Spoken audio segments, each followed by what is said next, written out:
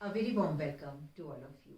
और आज twin flame tales with Neeru के एक नए एपिसोड के साथ। सबसे पहले सॉरी, क्योंकि हम हमेशा सेकेंड वेडनेसडे को ये ब्रॉडकास्ट करते हैं किसी वजह से, क्योंकि आज जो हमारी डिवाइन फेमिनिन है वो एक बहुत बहुत बहुत स्पेशल फेमिनिन है। उन्होंने अपनी जर्नी की शुरुआत एक एक कंप्लीट जो सर्कल होता है, she is there. She started एक ऐसे बचपन से जहाँ पॉवर्टी थी, जहाँ अनटचेबिलिटी थी, और जो भी इश्यूज एक 3D कॉन्शियसनेस में कोई सोच सकता है या इमेजिन कर सकता है, उनका चाइल्डहुड उस दौरान से गुजरा। लेकिन आज she is in her goddess avatar, she is in her power, because जब वो अपनी ट्विन फ्लेम जर्नी में आई तो वो ऑलरेडी मैरिड थी।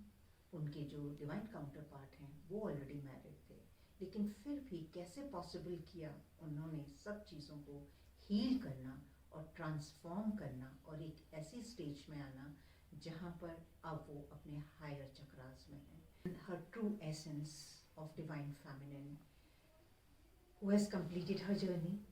Right now she is in her harmonious union, and she is connected to her masters, her teachers, her guides, her angels, and she is a beautiful divine soul. So let's welcome Anita today. So I welcome you Anita, and thank you very much कि आपने ये accept किया कि आज आप अपनी सब और डिवाइन फेमिनिन्स के साथ बात कर सकें, क्योंकि आपकी जर्नी बहुत ही इम्पॉर्टेंट जर्नी रही है। सबकी जर्नी इम्पॉर्टेंट होती है, लेकिन ये वो डिवाइन फेमिनिन हैं जिन्होंने अपनी सारी स्टेजेस पार की हैं। और जितना मुझे पता है, as far as I know, कि जो भी सर्कमस्टांसेस होते हैं एक डिवाइन फेमिनिन के जर्नी के, एक नॉर्मल फेमिनिन जो एक 3D कॉन्शियसनेस में होती है और एक गॉडेस अवतार में जो होती है, she has passed all the stages. And if I would say now she is in her goddess अवतार, इसमें कोई भी मैं कुछ अतिशयोक्ति नहीं होगी या कोई भी ऐसा मैं बढ़ा चढ़ा के इस बात के बारे में बात नहीं कर रही। और यही वजह है कि आज ये यहाँ पर है। तो वेलकम अनीता। जैसे कि मैंने सबको बोला, and I know your journey because from last one and a half year हम लोग एक साथ हैं। तो मैं चाहूँगी कि हम शुरू से ही शुरू करें, क्योंकि काफ़ी सारा confusion है, आप देख रहे हो जो भी इस जर्नी के लिए। तो अगर हम शुरू से आपकी बात करेंगे तो मैं थोड़ा सा, अगर आप अपने बचपन के बारे में हमें बताएं कि आपका बचपन कैसा था।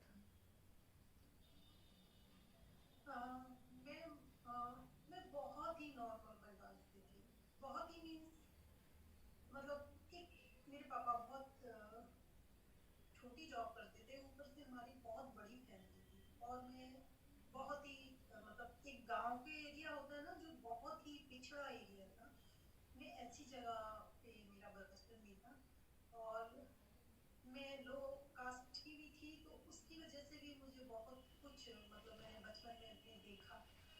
एक चीज के लिए ना एक मतलब ऐसी कोई भी परिस्थिति नहीं है जो मैंने ना देखी हो, चाहे वो मनी से हो, चाहे समाज में भेदभाव से हो, या घर में लड़ाई झगड़े से हो, या मतलब हर वो सिचुएशन देखी जो एक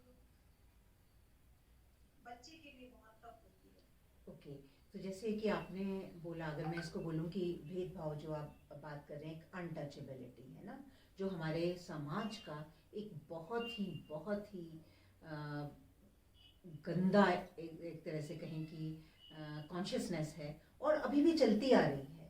और अब जबकि सब लोग अपने आप को एडुकेटेड बोलते हैं और बोलते हैं कि हम एडवांस हो रहे हैं, अभी भी जब जाति और धर्म की बात होती है तो इतना अजीब सा महसूस होता है।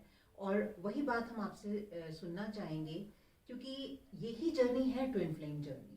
यही जर्नी है कि आप किस तरह से सब चीज़ों को क्रॉस करके, सब चीज़ों को के द्वारा निकलते हुए आप उसको कॉन्कर करते हैं।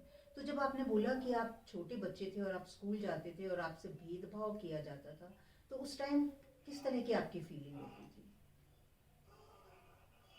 मैम जब हम स्कूल जाते थे, पहली बात तो गांव में बहुत स्कूल में उस तरह के स्कूल नहीं थे, मॉडल स्कूल, बहुत सरकारी स्कूल में मैं पढ़ी हुई हूँ। तो वहाँ के टीचर जो भी थे ज़्यादातर हाई कास्ट के थे, पंडित या जो भी अपने इंडिया में हैं वैसे। तो मैंने वहाँ देखा मैम कि जैसे हमें अलग ट्रीट किया जाता था, बिल्कुल अलग, जैसे हम कोई, उस टाइम मुझे समझ में नहीं आता था कि ये ऐसा क्यों होता है। यहाँ तक कि अगर हमें कोई क्वालिटी भी है आगे बढ़ने के लिए, तो हमें आगे नहीं बढ़ने देते थे, मतलब जो हाई कास्ट के बच्चे थे उस हिसाब से। और दूसरी बात मैम, अगर हम किसी प्रतियोगिता में गए, एक बार मेरा एक्सपीरियंस है कि मैं एक प्रतियोगिता में गई थी उनके साथ खेल कूद की। तो वहाँ पे एक ग्रुप था, एक ग्रुप बना लिया था हमने कि क्योंकि हमें लेना जरूरी था एससी के बच्चों को, तो शायद उनने उस वजह से हमें लिया उसमें प्रतियोगिता में। पर वहाँ पे जाके ऐसा हमारे साथ बर्ताव किया गया कि हम दो तीन बच्चे ऐसे थे जो एससी के थे, तो वो खाना बना के सबसे पहले हमें मतलब किचन में जहाँ खाना बनता था वहाँ जाने नहीं देते थे बच्चों के साथ। हमारा सोने का, खाने पीने का, हर चीज हमारी अलग कर रखी थी। तो हमें हमें उस टाइम नहीं समझ में आता था, पर हमें इतना हर्ट होता था कि ऐसा क्यों है। मैं बहुत उस टाइम सोचती थी, इतना अंदर ही अंदर रोती थी कि ऐसा क्यों है। हमें खाने की थाली अलग परस के सबसे पहले हमें दे दी जाती थी, और ऊपर से ये फील कराया जाता था कि तुम्हें स्पेशल हो इसलिए दिए जा रहे हैं। पर हमें उस टाइम नहीं समझ में आता था कि ये इस तरह से क्यों करते हैं। वो हाई कास्ट के बच्चे भी उस व्यवहार से, जब टीचर्स ऐसा करते थे तो वो भी हमारे साथ ऐसे ही करते थे। तो उस वजह से वो दर्द बहुत टाइम तक था, शायद आपसे मिलने के बाद मैंने फील कर पाया। तो अनीता, ये कोई अगर मैं आपसे आपको देख रही हूँ तो ये कोई बहुत ज़्यादा पुरानी बात नहीं है। हो सकता है 20-25 साल पुरानी ही बात हो जो आप कह रहे हैं। तो we are not talking about 100 years before, it's just couple of decades before. It was happening and it must be happening now.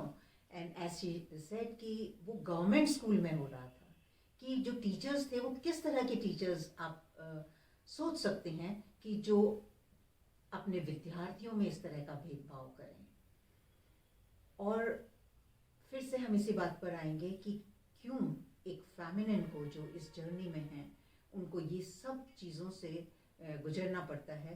और आप थोड़ी देर में पाएंगे कि जहाँ आज वो हैं तो गॉड का क्या मैसेज है हम सब के लिए। तो आपने बहुत दिन तक, जैसे आपने बोला कि स्पेन को जो है वो दबा के रखा अपने अंदर, और आपने अंदर महसूस किया, घुटन महसूस की।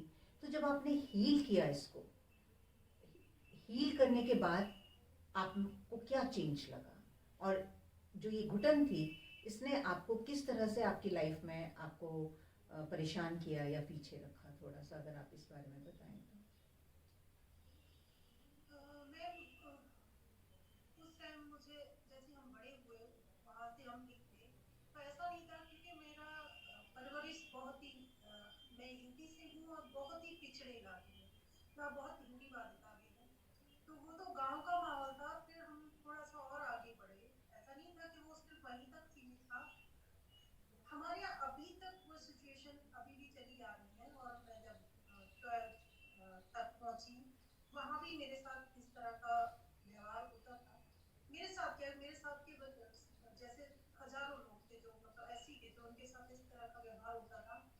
तो मैं बस हमेशा ये पूछती थी कि ऐसा क्यों है।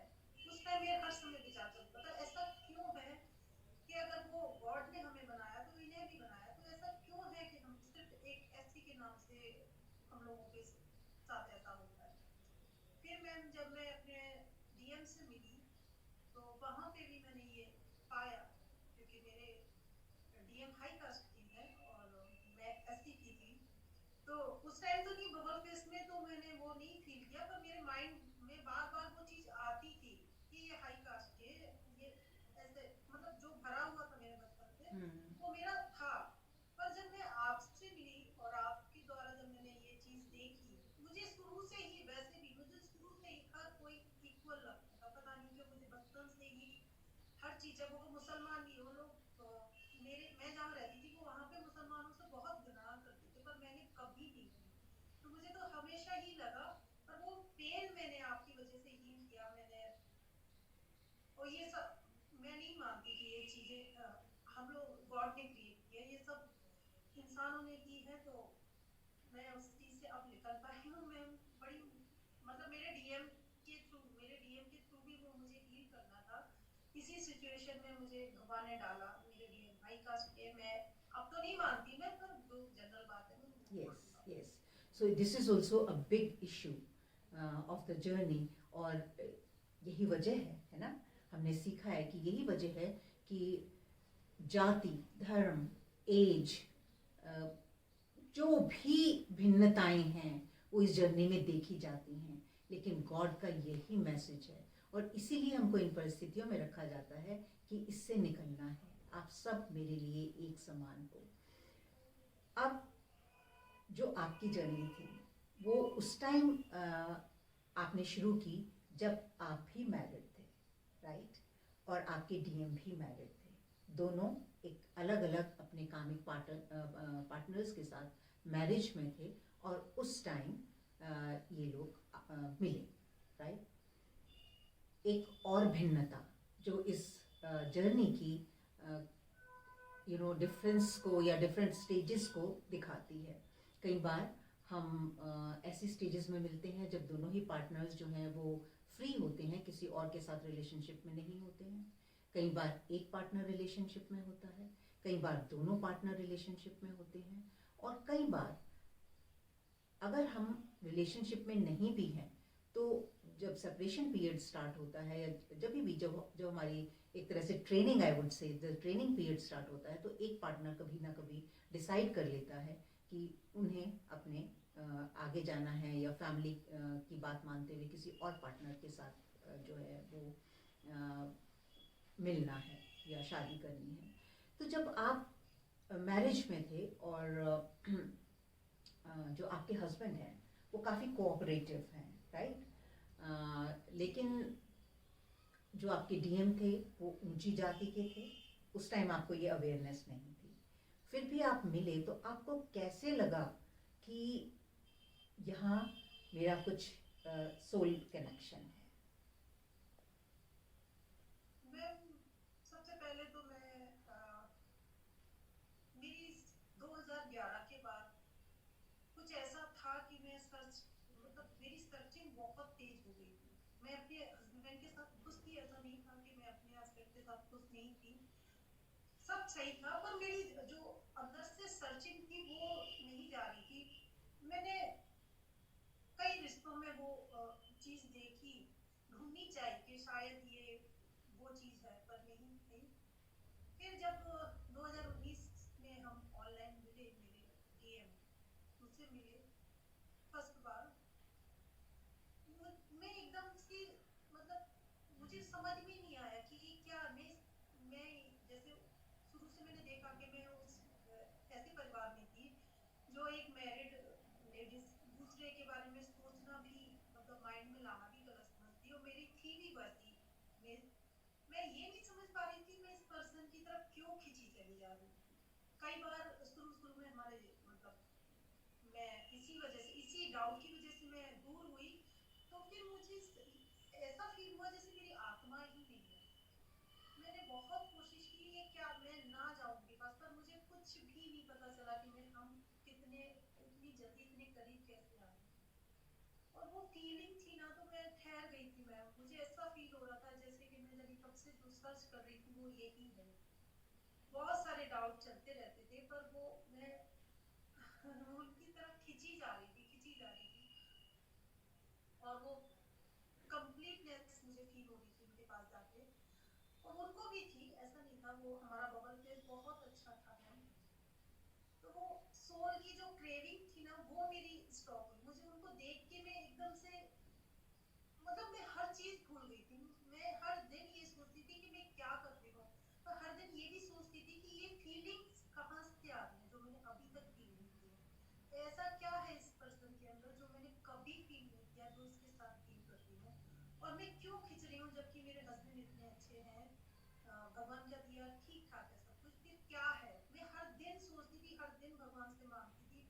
और फिर भी मैं उस पर्सन की तरफ खींची चली जा रही थी।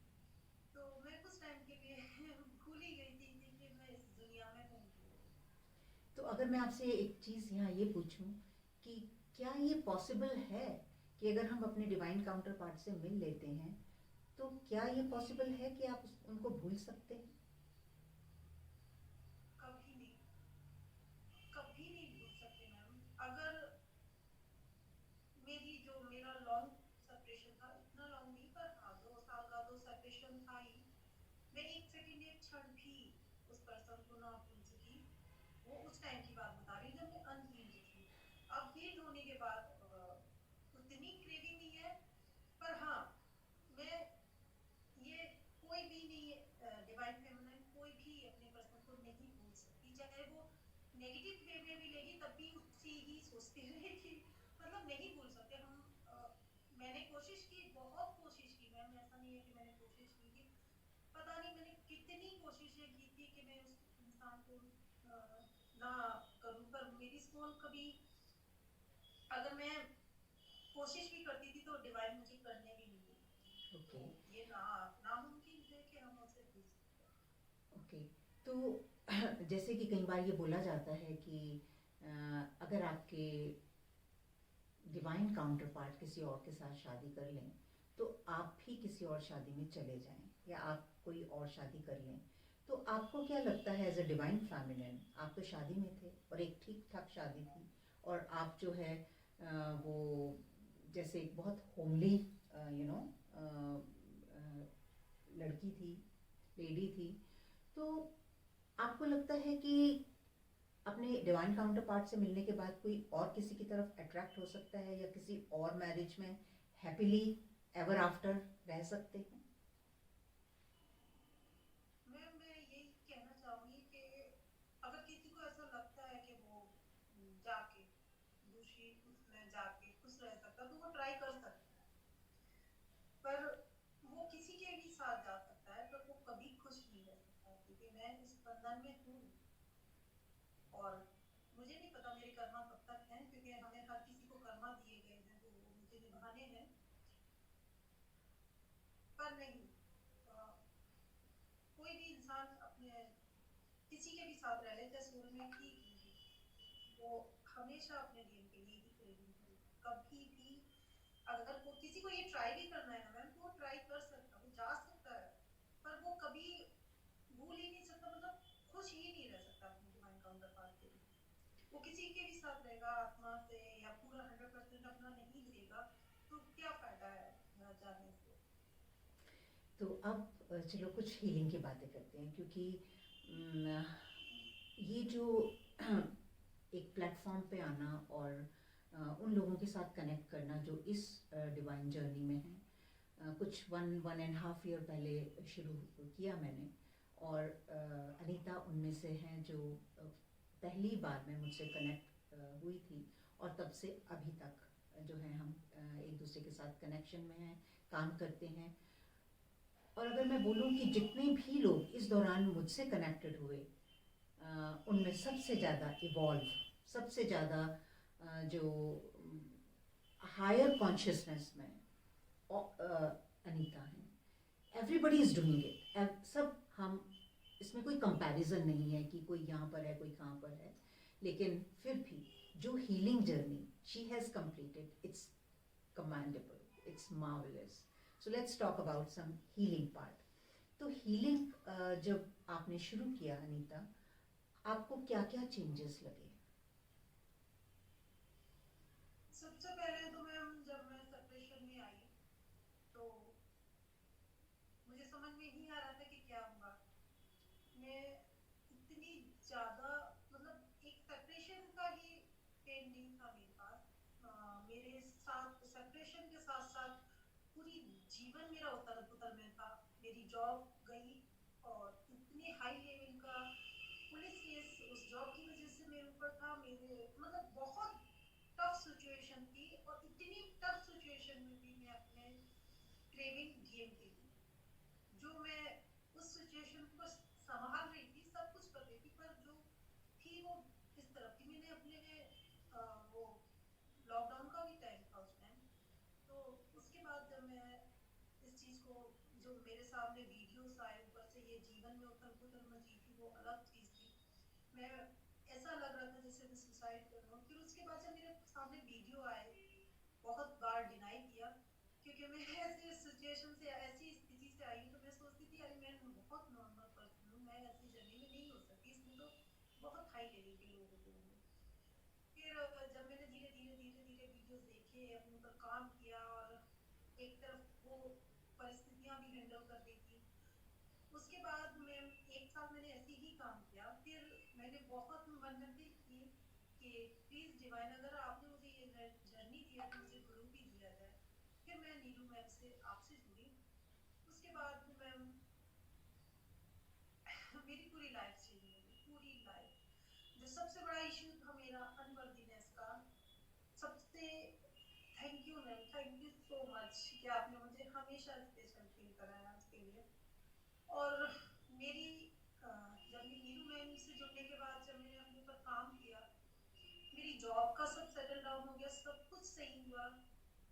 मेरे मेरे अंदर बहुत कॉन्फिडेंस आया, मैं बहुत ज़्यादा कनेक्टेड फील करती हूँ गॉड से और आंसर भी मिलते हैं, ऐसा नहीं है। और मतलब हर चीज़ में आज बीच में इतनी टफ टफ सिचुएशन आई। मेरे बेटे को लेके भी आई, मेरे बेटे ने बहुत तंग किया बीच में मुझे। वो भी शायद मेरा एक टेस्ट था और उसमें मैम की वजह से मुझे इतनी हिम्मत आई। और उस टाइम ऐसा हुआ मैम कि मेरे बेटे का 12th का पेपर था, पेपर छूटा, फिर भी उसकी रिजल्ट पास में आया। ये मेरा बहुत बड़ा सरप्राइज था मेरे लिए। मेरे डीएम वापस आए, चेंज होके आए। अभी हम हारमोनियस यूनियन में भी हैं।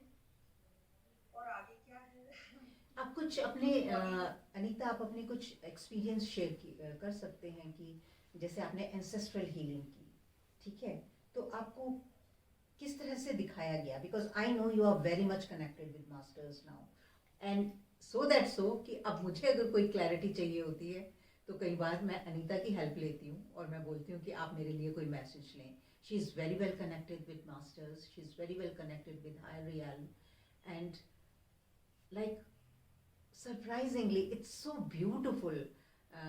जो भी इनके पास एक्सपीरियंसेस हैं, तो आप अपने कुछ अच्छे एक्सपीरियंस अपने एंसेस्ट्रल हीलिंग के कुछ बताएं सबको। एंसेस्टर हीलिंग के तो मैम जब मैंने एंसेस्टर हीलिंग का ये किया, मैं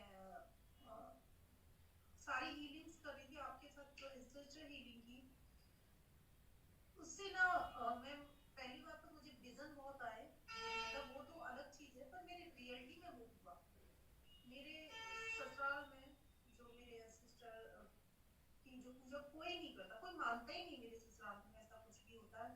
पता नहीं ऐसे अचानक से क्या हुआ कि मैंने उनका बहुत बड़े रूप में मेरे घर में वो पूजा पाठ हुई।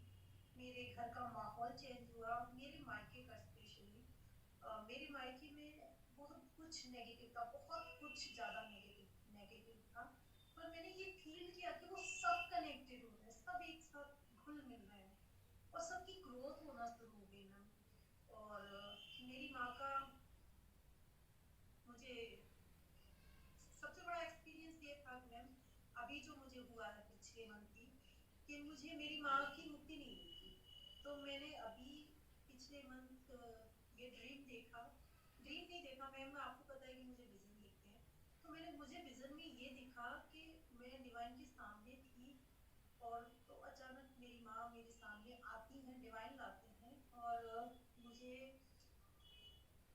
मैं मतलब रोने लगती हूँ उस टाइम। तो डिवाइन बोलते हैं कि जो इनकी तुम्हारी जो भी इनका टाइम था भटकने का, जो इनको मुक्ति नहीं होती थी, वो आज की जाती है। और उस दिन के बाद से मैम जो मेरी माँ मुझे फील होती थी, मुझे विजन में मतलब ड्रीम में दिखना या वो दिखना, वो नहीं हुई है। पर मुझे उस टाइम से ऐसा लगता है कि वो जो भटक रही थी ना, तो उनको मुक्ति मिली है। और ये बहुत क्लियर मैसेज मिला था और मेरे पापा का भी ऐसे ही हुआ। बहुत मेरी जॉब का मुझे अबंडेंस मिली। And she's one of ancestor them who does the astral travel also now. तो can you share like once आपने जो पितरों के पितृलोक में आपने एक बार आपका एस्ट्रल ट्रैवल हुआ था, तो वो क्या एक्सपीरियंस था आपका? हाँ मैम, मैंने देखा मुझे वो मुझे अभी इतना याद भी नहीं है कि हाँ मैंने देखा था कि मुझे पितृलोक ले जाया गया था। वो मुझे इतना याद नहीं है मैम, पर मुझे वो याद है।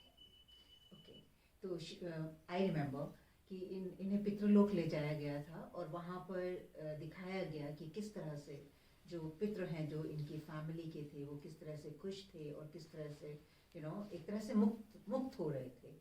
तो हाँ ये इस हाँ, इस मैं वो हाँ, एक्सपीरियंस शेयर करना चाहूंगी मैं, हम्म, कि जो मुझे, मैं एक पहाड़ी इलाके में थी, ऊंचे इलाके में, और वहाँ मुझे मतलब एकदम से सूर्यदेव दिखे, एकदम सूर्यदेव पूरी अपनी जो लाइट में वो मेरे पास आए।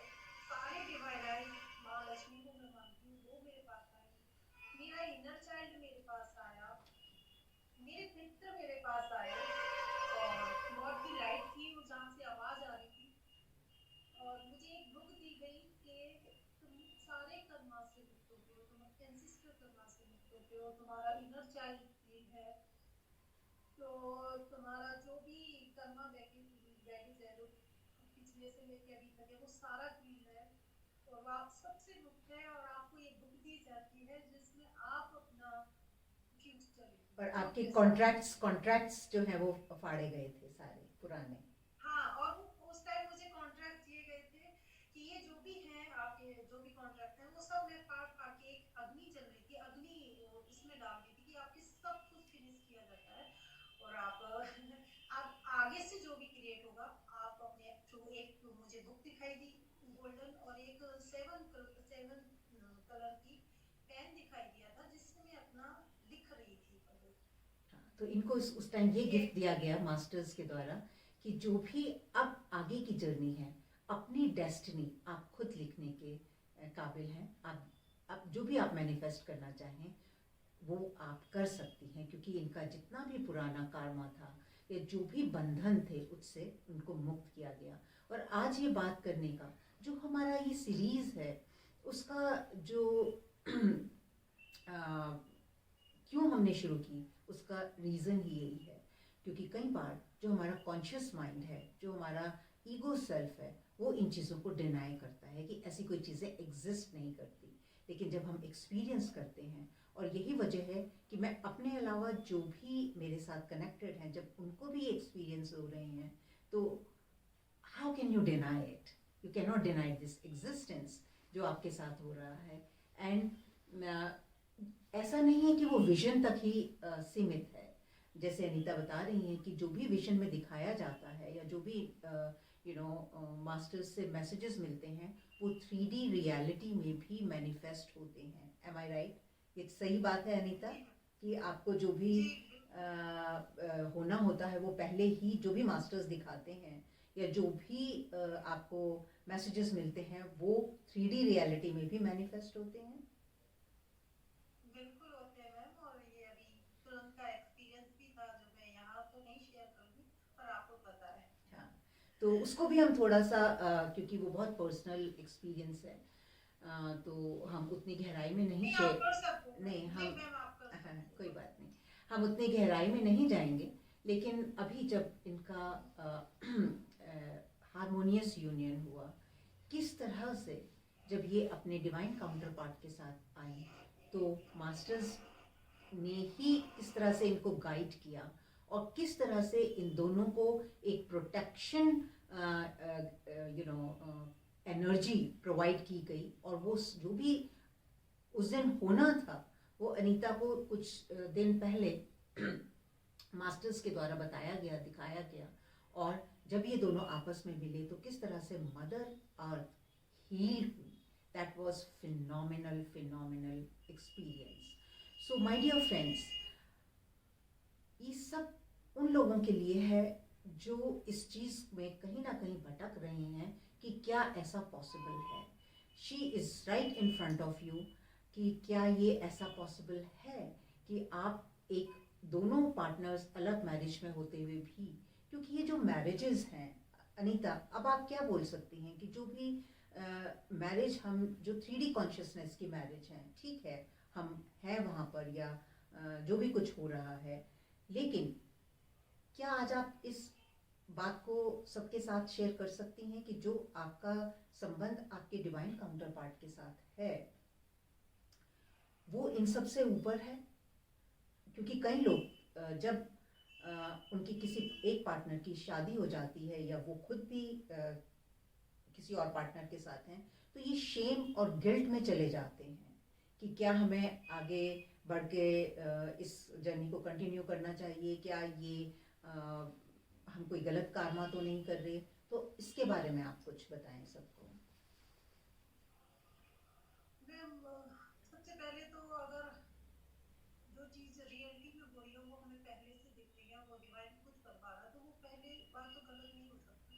दूसरी बात ये, हम किसी की भी साथ शादी में होंगे, मुझे तो ये अब सब कुछ रीजन लगता है। मुझे ऐसा लगता है कि हाँ, हमारे कर्मास्त हैं तो हमें वो निभाने हैं, पर मुझे शादी से कोई मतलब ही नहीं है। अगर दो आत्माएं, मुझे कोई फर्क नहीं पड़ता कि हम शादी में हैं या शादी में, मुझे कोई भी फर्क नहीं पड़ता, और ना इससे कोई मतलब है कि शादी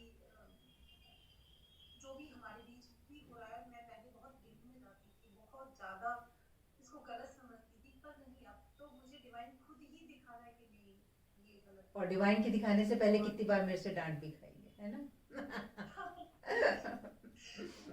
और जब मेरा अभी यूनियन हुआ, मेरा दोनों बार जब सेपरेशन के बाद यूनियन हुआ, जो मैंने आपसे शायद सितंबर में या अगस्त में शेयर किया था कि मैं मेरा अक्टूबर में यूनियन होगा, और वो रियलिटी में हुआ।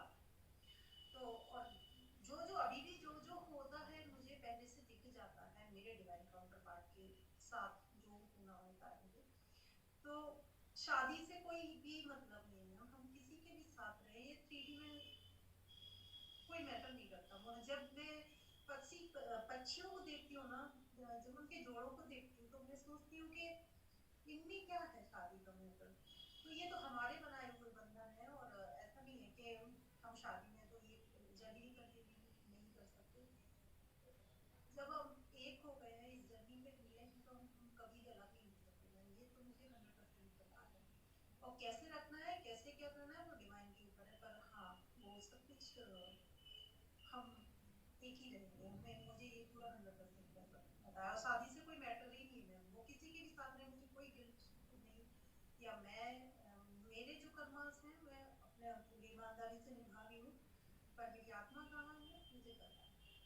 तो अब आप जब इस मुकाम पे हैं और आपको किस तरह से मास्टर्स ने एक दिन इतना ब्यूटीफुली आपको ये दिखाया कि जो आपकी लोअर चक्रास की जर्नी थी, लोअर चक्रास जिससे हम इस 3D कॉन्शियसनेस में बंधे रहते हैं, राइट।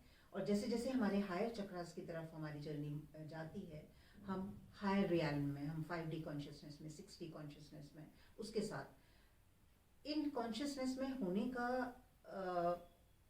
से ये मतलब नहीं है कि हमें अपनी फिजिकल बॉडी को छोड़ना है। फिजिकल बॉडी की जितना भी काम हमें बचा है हमारा मदर अर्थ पे करने के लिए वो होगा, राइट। लेकिन जैसे जैसे हमारी कॉन्शियसनेस चेंज होती है वैसे वैसे हम हायर चक्रास में रहते हैं। तो ये भी एक कितना ब्यूटीफुल एक्सपीरियंस आपको दिखाया गया कि इन्होंने अपनी जो लोअर 7 चक्रास हैं उनकी पूरी जर्नी कंप्लीट करके now she is in her very higher consciousness. और you know it's a beautiful beautiful journey and message for all of you कि प्लीज थोड़ा पेशेंस रखने की ज़रूरत है। ये एक साधना है जिसको हमें बहुत ही पेशेंस के साथ, बहुत ही डिटर्मिनेशन के साथ और 100% फेथ के साथ इस जर्नी में कंटिन्यू करना है। तो मैं चाहती हूँ कि अनीता आप अपनी सब डिवाइन फेमिनिन्स को, क्या divine masculine, we are all one, there is no difference. तो आप थोड़ा अगर कुछ मैसेज देना चाहें तो आप बताइए कि क्या करना चाहिए आपके हिसाब से, जो इस जर्नी में हैं उनको क्या करना चाहिए। सबसे पहले मैम, जब हमें इस जर्नी के बारे में पता चलता है तो डिवाइन डीएम के थ्रू, मतलब एक क्रेविंग होती है डीएम के लिए, उसके थ्रू हमसे वो काम करवाता है, और उसको हमें पूरी ईमानदारी से करना चाहिए अपना इनर वर्क। हाँ, वो पेन या दर्द या पर्जिंग वो भी हमारे बेटर के लिए होती है, बहुत पेशेंस रखा इस जर्नी पे, बहुत सारे डाउट आए उनको सब कुछ क्लियर करके आज मेरी ये सिचुएशन है। मैम मैं ये कहना चाहूँगी कि आज मुझे ये लगता है कि मुझे अपना सोल पर्पस मिल गया है। जिसमें आपसे मैंने बोला हमेशा कि मैं हमेशा से ये ढूंढती थी कि वो अनकंडीशनल प्यार चाहिए मुझे जो कभी भी ना खत्म हो। अब मुझे ये लगता है जब मैं अपने यूनियन में हूँ कि अब मैं अपने आप को संपूर्ण महसूस करती हूँ, तो फिर मुझे ऐसा फील होता है कि मुझे वो आत्म साक्षात्कार की तरफ मेरी जो मेन जर्नी है वो है। तो मैं सभी से सिर्फ यही बोलना चाहूंगी कि सबका जर्नी अलग अलग हो सकती है, पर बात एक ही है कि हमें वहां तक पहुंचना है। जो मैं आपसे पूछना चाहती हूँ, क्योंकि ये सबका बहुत क्वेश्चन होता है कि ये हारमोनियस यूनियन क्या होता है, और जब हम यूनियन में पहुंचते हैं तो कैसा लगता है, ये what is this union all about. तो आप इस बारे में कुछ शेयर कीजिए। मैम ये बहुत ज्यादा कंप्लीटनेस वाली फीलिंग अभी जिस फीलिंग में हूँ मैं 2-3 महीने से बहुत कंप्लीटनेस फील हो रही है मुझे। और खुशी तो मुझे अब ऐसा लगता है मैम कि जैसे कि कोई चीज ऐसी है नहीं जो मुझे चाहिए। भगवान ने सब कुछ मतलब इस जर्नी की वजह से मुझे मैं उस स्थिति में हूँ कि मैं अब हर चीज स्वीकारने के लिए मतलब जो भी हो रहा है मेरे लिए सब कुछ अच्छा है और कोई भी चीज नेगेटिव मुझे फील नहीं होती। और अब मुझे ऐसा लगता है कि मैं ना मेरा जो इस हारमोनियस यूनियन के बाद मुझे मतलब आत्म साक्षात्कार के लिए मुझे क्रेविंग हुई है। मुझे ऐसा लगता है कि जो भगवान इसलिए हमारा मतलब हमारा ये जो काम करवाता है कि हम उस कीचड़ से निकल के एक कमल बन सके। और शायद मैं अभी उस स्थिति में हूँ क्योंकि हम अनकम्प्लीट होके उस डिवाइन में नहीं जा सकते। तो अभी मैं उस स्थिति में हूँ कि अब मुझे डिवाइन इशारा दे रहा है कि मुझे मेरा सोल पर्पस शायद आत्म साक्षात्कार ही है। तो हारमोनियस यूनियन कंप्लीटनेस है मेरे लिए तो यस, हर चीज। So that's what it is, you know. हम इस मदर अर्थ एक लर्निंग स्कूल है जहाँ हमारी सोल बार बार इसलिए इनकारनेट होती है क्योंकि जो भी लेसन्स हमारे बचते हैं या जो भी डिज़ायर्स बचती हैं जब हम शरीर को छोड़ते हैं, तो हम अपने एनर्जी सिस्टम के साथ, फिजिकल बॉडी यहीं रहती है, हमारा कॉन्शियस माइंड उस टाइम नहीं होता, लेकिन सब कॉन्शियसली या अनकॉन्शियसली या जो भी हमारी डिज़ायर्स हैं या जो भी हमारी अनफुलफिल्ड इच्छाएं हैं, उनको हम बार बार एक्सपीरियंस करने के लिए इस धरती पर आते हैं। Union with your divine counterpart is complete. That chapter is the completion of our journey. So it's in itself is moksha. That's the moksha कि आप जो है वो इतना fulfilled अंदर फील करते हैं कि अब आपको ये जो 3D consciousness की चीज़ें हैं कि जो भी हमारी इच्छाएं रह जाती हैं, वो कुछ भी ऐसा नहीं होता जो रहे। And that's what union is all about. तो जिस दिन हमें ये रियलाइजेशन हो जाएगा कि इस जर्नी की सही मायने क्या हैं, जैसे अभी अनीता ने बताया कि अब वो इस पॉइंट पे हैं कि marriage, because lots of people are getting just confused about, they are taking it as a कि हमें एक पार्टनर मिला है जिसके साथ हमें बच्चे पैदा करने हैं, जिसके साथ हमें मैरिज शादी करनी है, और इस वजह से बहुत गुमराह हो रही हैं, बहुत डिप्रेस्ड हो रही हैं, बहुत सारी इस तरह की चीज़ें कर रही हैं जो नहीं करनी चाहिए। इन सब चीज़ों को छोड़कर अगर आप अपनी एनर्जी को अपने ऊपर इस तरह से स्पेंड करें कि अपने आप अपने ट्रांसफॉर्म करें, देखें अंदर कि क्या है ऐसा जो आपको दिखाया जा रहा है हर सिचुएशन में जो बदलना है, क्या है ऐसा जो आपको और अपने जो आपकी ऑथेंटिक सेल्फ है उसके साथ कनेक्ट करता है। और यही सही मायने हैं ट्विन फ्लेम जर्नी के। और जब हम इन सब चीज़ों में अपना ध्यान लगाते हैं, अपने ऊपर अपना ध्यान केंद्रित करते हैं, तो as I always say, union is the byproduct of this journey, that's it, that is not the destination. और वहाँ से ट्रू जर्नी शुरू होती है। Am I right? ये सही बात है अनीता जी कि जब हम एक जी मैम, यूनियन में आ जाते हैं सिचुएशन तो उसके बाद जो रियल जर्नी है हमारी सोल की, यू नो, कि जो एक फुलफिल्ड एम्पावरमेंट जिसमें हम खड़े होते हैं, और तब हम सही मायनों में देख पाते हैं कि जो रियलिटी क्या है, हमारी क्या रियलिटी है। तो उसके बारे में अगर आप एक दो लाइनें या कुछ भी शेयर करना चाहें कि किस तरह से आपको क्या फील हो रहा है कि क्या है रियलिटी हम लोगों की।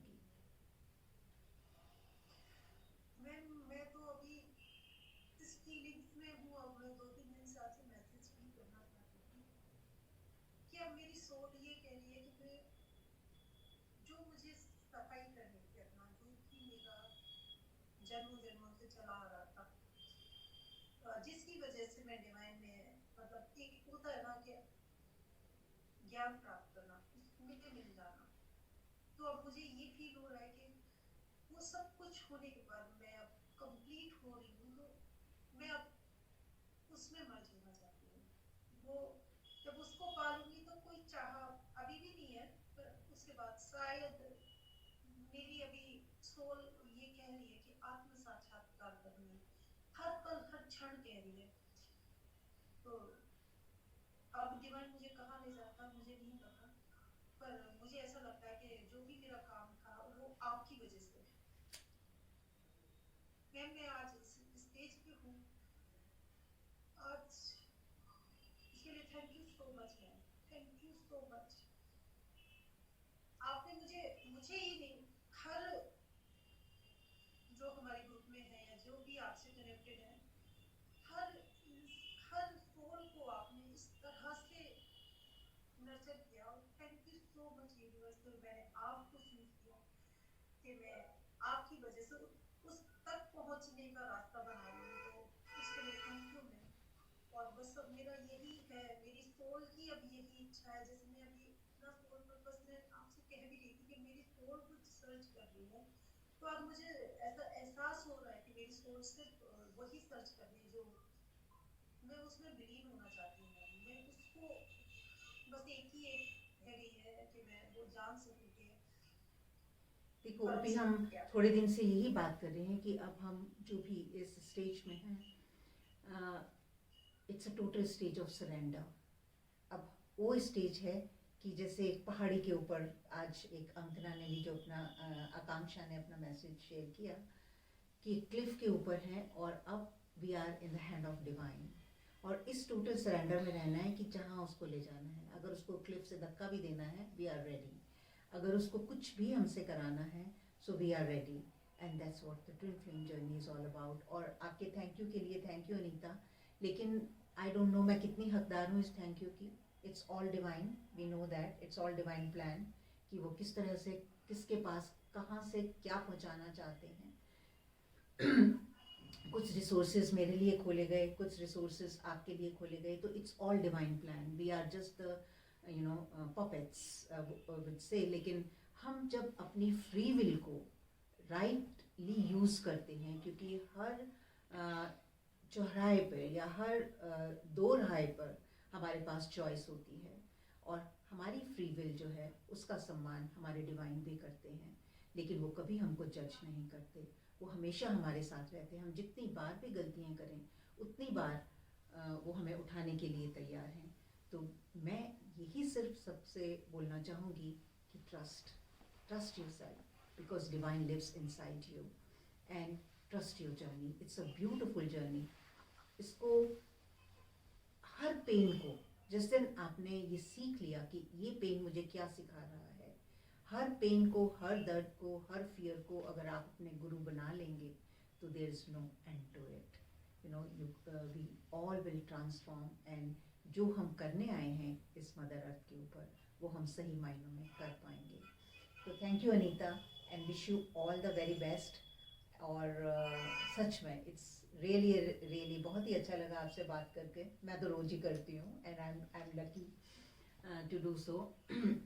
लेकिन आपने जो भी आज अपनी जर्नी के बारे में सबसे शेयर किया, वो बहुत ही beautiful. It's a complete journey, you know. आज अनीता हमारे सामने है, और इसीलिए मैंने इनको बोला कि चलो एक न्यू ईयर 2023 हम आपसे शुरुआत करते हैं, क्योंकि एक ऐसी फेमिनिन जिसने अपना जर्नी इस पॉइंट से शुरू की कि वहाँ पर सब कुछ था। 3D कॉन्शियसनेस ने जो भी परोसा हमारे सामने, चाहे वो भेदभाव है, चाहे वो पॉवर्टी कॉन्शियसनेस है, चाहे वो जितने भी दुख दर्द जो हमारी ईगो सेल्फ ने क्रिएट किया, she all had on her platter, but now she is standing victorious, she is in her goddess avatar, she is like example for everyone कि अगर वो कर सकती हैं तो कोई भी कर सकता है। And that's the idea of making these videos and this chat. And thank you everyone for connecting with us on this platform. And thank you, Anita. Thank you very much. Thank you.